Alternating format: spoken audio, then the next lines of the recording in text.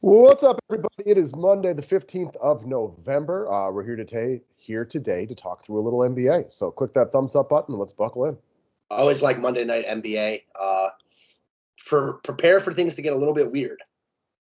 They often do. It's the NBA. You guys have been playing this long enough to know that's just kind of the nature of this beast. So we'll get into a few of our plays. Click that thumbs up button. If you want a membership, it's all available at the website link below.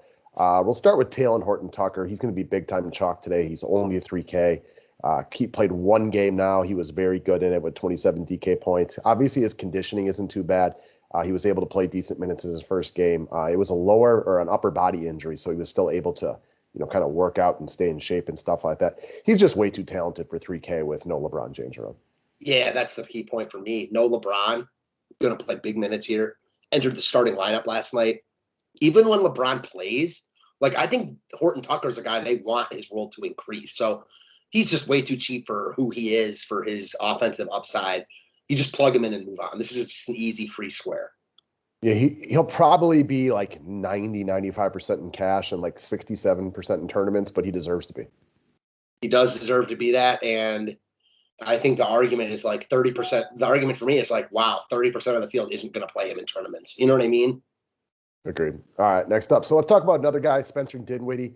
Another dude, I find him wildly in play for any format. So Bradley Beal is still out for personal reasons. The Pelicans defense is not good. Although we did talk about this, even though Washington is currently in first place and the Pelicans are in second to last in the West, we don't think the discrepancy in these two teams is nearly as big. I think you said the line to move from 2 to 4.5 seems a little bit more realistic. So this is not like a guaranteed blowout or anything like that, especially with Bradley Beal not around. So I like Dinwiddie. Played him Saturday when Beal was out. Going to play him again. I think he's wildly in play in any format. And if I made one ideal lineup right now, he would make it. Just a solid look, like you said, in all formats. It's just interesting, just to expand on our other point. When fully healthy, I think these two teams are close. It's, if when I say fully healthy, I mean Zion in there too. Zion and Ingram.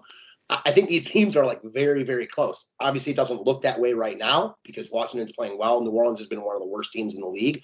But I'm not expecting a blowout here. And if it is a blowout, I'm sure Dinwiddie played pretty damn well in his time out the court.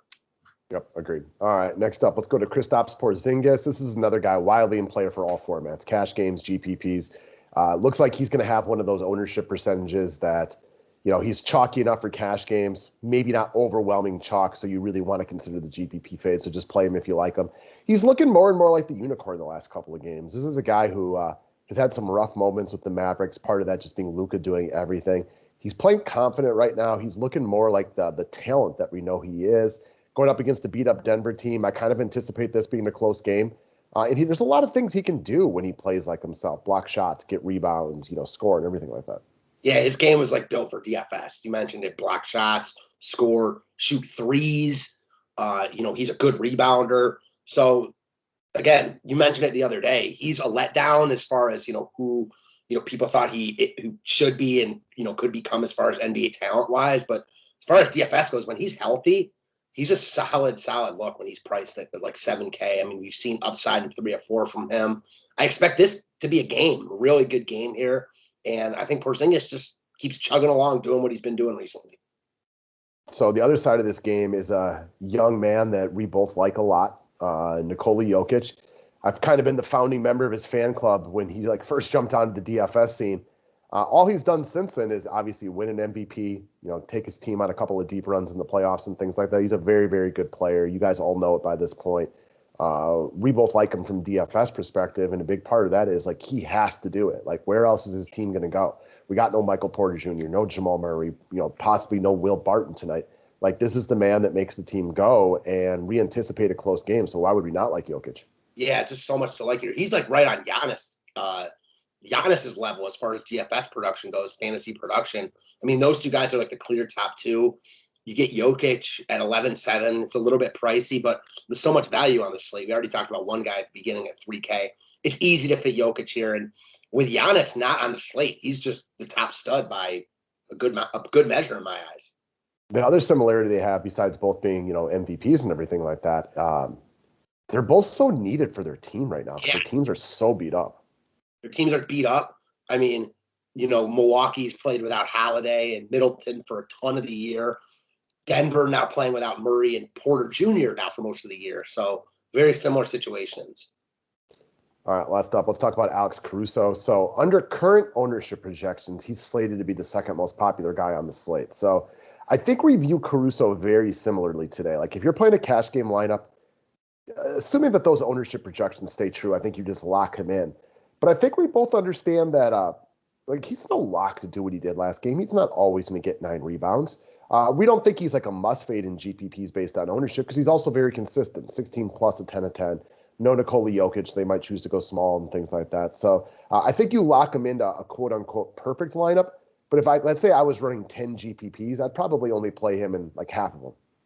Yeah, I have no arguments with that at all. He's a solid look given the price point, but definitely not a guy I'm afraid to fade. So I don't think you like have to start your lineups with Caruso.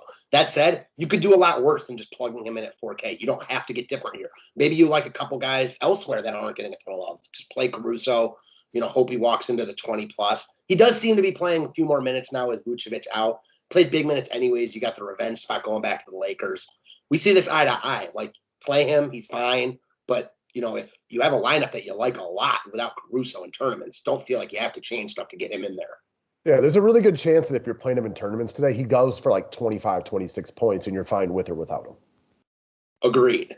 So I think that's the most likely scenario. On like 26 also. What's that? I take the under on 26, I think. It's close, but. Probably, yeah. I think I'm with you on that one. It's very close, which says that he's a solid play, but not like a must by any means. Yeah, I would be way more worried about Horton-Tucker blowing up the slate than Caruso. Same. So that's it, guys. That is Monday's NBA information. We kept it short and tight for you today. If you haven't clicked the thumbs up button right now, nothing is stopping you from doing so. And we'll talk to you about some NFL here in a few moments. Thanks a lot, guys.